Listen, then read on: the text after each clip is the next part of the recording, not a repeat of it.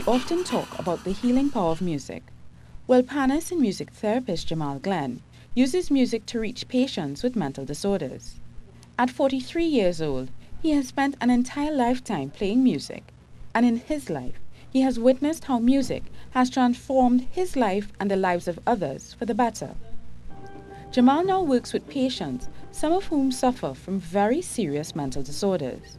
Here he describes how his work can reach some of the more psychotic of sufferers.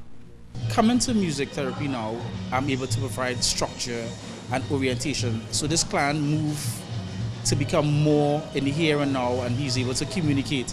So for example, at the end of a session, this is after 3 months or something like that, he will say, so next week we meet again, right? And that date is, say, like the 28th or something like that. And he knows. And compared to the beginning, he didn't know what date was. Last evening's workshop was meant to be both informative and demonstrative, and I was reluctantly included in the interactive portion of the evening.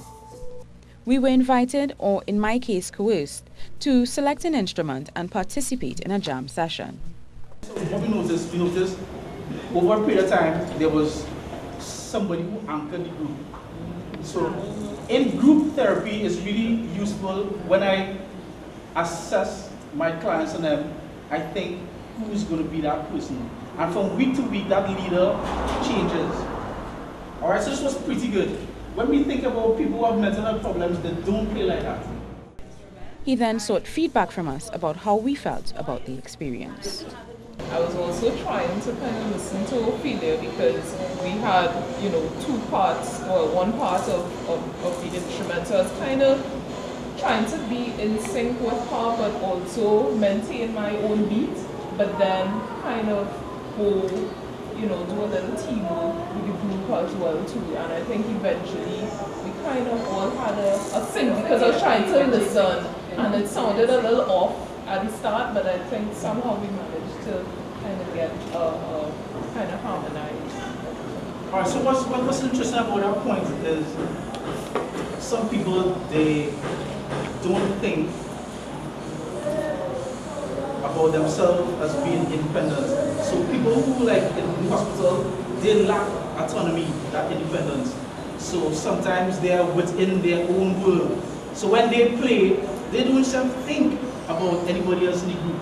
So that collaboration is really useful because it helps them, but it helps transcend within their life as well. So like say in the ward, they're able to interact with other patients in the ward, they become a lot calmer, etc.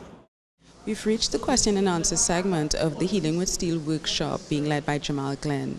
Jamal is a music therapist attached to the St. Anne's Hospital, where he uses the language of music to communicate with patients, some of whom have severe psychotic or cognitive malfunction. Healing with Steel was organized by the writer and activist Attillah Springer, who says she was intrigued by Jamal's use of the Steelpan, an instrument she describes as one that was itself born out of trauma, to heal. And, as one participant mentioned, Trinidad is such a creative society and should welcome the use of alternative therapies like music, art, dance and drama in treatment. Soini Gray, CNews.